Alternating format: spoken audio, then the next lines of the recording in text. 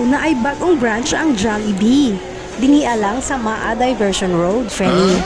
Doon lang ni siya sa Crocodile Park. Kana bitaw may bypass din haa. Kanang kanto lang yun.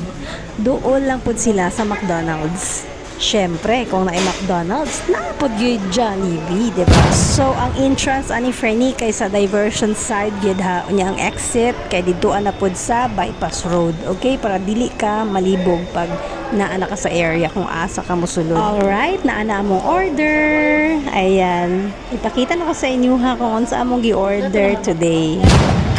Yes, Frenny, magpalaway lang ko.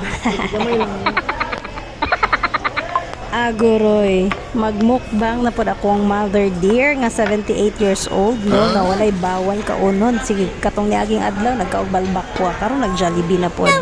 Pero pag uli na magbalay ani klaro lang magtimpla na pod din siya og kanang mga tea, mga herbal, mga dahon sa mga guyabano, sa mga bayabas, inaana na siya Frenny para mabawi daw niya ang iyang gipangkaon.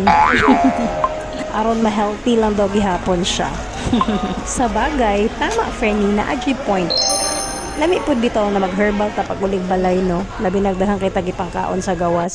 Unya lisod kaayo mo kaon na pud tagulay so mag-tea na lang ta.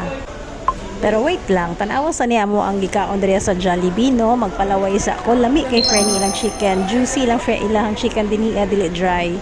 Unya dagko og kanang cut ha. Unya ilang fries lami kayo kanang dili siya lata or kanang basa-basa. Ano yun siya kanang dry and crunchy. I love it. So mao ni siya Frenny ang kanto sa bypass bitaw. Ayan, dako kayo ang ilang parking area din hiya friend. Sus kung mag Crocodile Park mo ay nako, malibog na lang mag-asa mo mag-take out ani sa McDonald's ba or sa Jollibee.